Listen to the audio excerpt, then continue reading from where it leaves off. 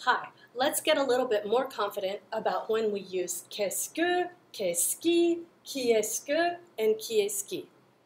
We're going to go over some homework assignment that my students did last night.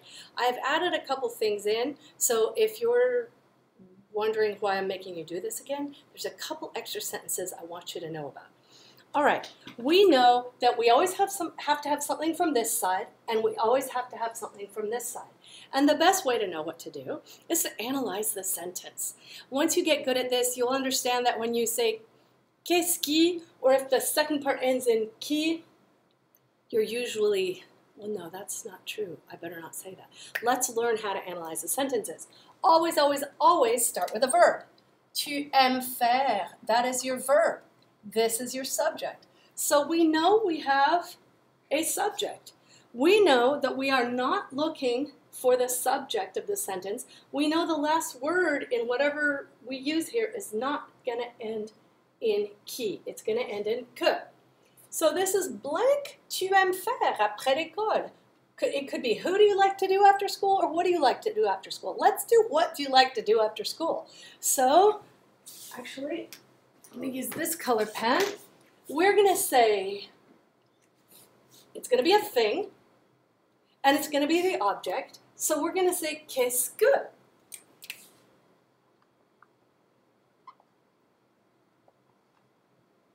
Qu'est-ce que tu aimes faire après l'école? Now here's one that you didn't have in your homework.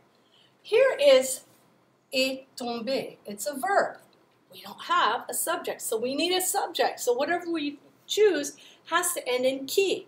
Now, this sentence could mean who fell, or this sentence could mean what fell, like something fell. I heard something in the garage. What fell? A box? So if we're going to say who, we would say we need a subject, and it's got to be a person, so it would be qui est-ce qui. And we have learned that most frequently, people don't say qui est-ce qui. They say qui. So you could say qui est-ce qui est tombé, or you could just simply say qui est tombé if it was a person. But if it was a box, if it was a tree, if you're talking about a thing,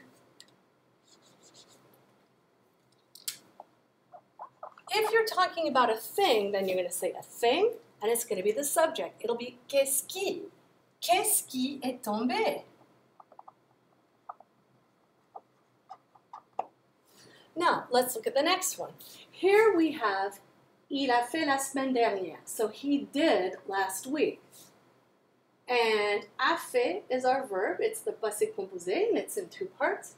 And we have a subject. So we are not looking for a subject. So we know it's going to end in que.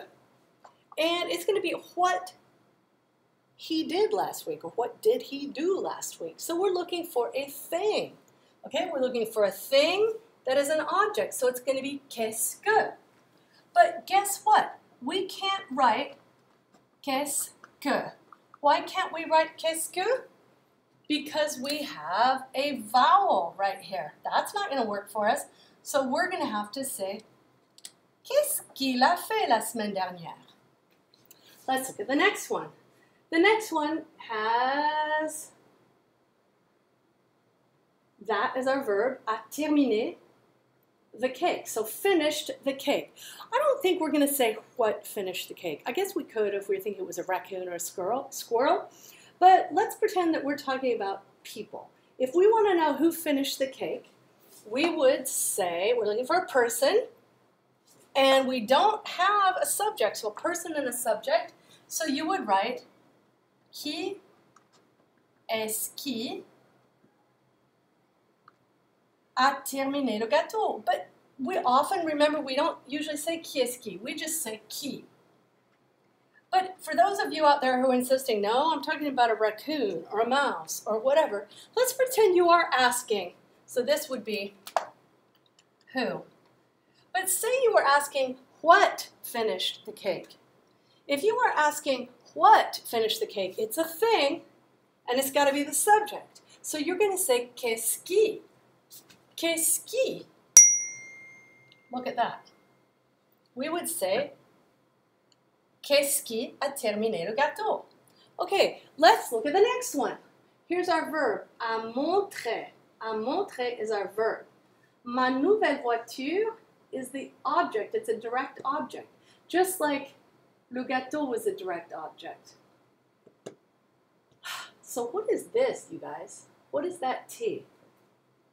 It's actually an indirect object. So showed my new car to you. Or you could say showed you my new car. We are missing the subject.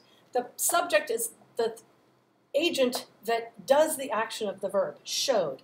You are asking, who showed you my new car? So we are looking for a person and a subject. So, you tell me. Absolutely right. It would be qui, because we're saying est-ce qui? Est-ce qui? But it's much easier just to write qui, isn't it? Qui t'a montré ma nouvelle voiture? And this is our subject. Now let's look at this one. Joue du piano à 1h du matin. Joue du piano, that means plays piano. There's our verbal phrase. We're missing an accent, à 1h du matin. We're wondering, who plays piano at 2 in the morning? Do we have a subject? We don't have a subject. So we're going to be looking for a subject, and only people play pianos. I know sometimes there's some chicken somewhere that plays a piano, but it doesn't really play, it's just pecking. Let's say it's going to be a person who's a subject. Once again, we're going to say, qui joue du piano à 1h du matin? It would not be incorrect if you wrote, qui est-ce qui? But it's easier to just say qui. Qui est-ce qui is the one that can be replaced by qui. Okay, here's another one that was not in your homework, if you did your homework. So, nous allons faire maintenant. Allons faire means going to do. That's our verb. 2 verbs, but it's a verbal phrase with 2 verbs. Nous, we are going to do right now. Well, we know this is the subject of this verb. This is conjugated for nous. So we know that's the subject. Okay? So I think it probably means, what are we going to do now? All right? So we have a subject. So we're not looking for a subject. We're looking for an object. And we're not looking for a person. We're looking for a thing. What are we going to do now? Not who. So we're going to say, qu'est-ce que?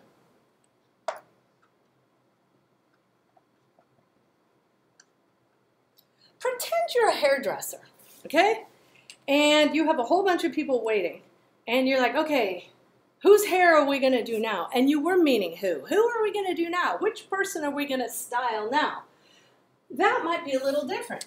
So this here means what? What would happen if we were looking for who? Who are we going to do now? Whose hair are we going to do now? It would be a person.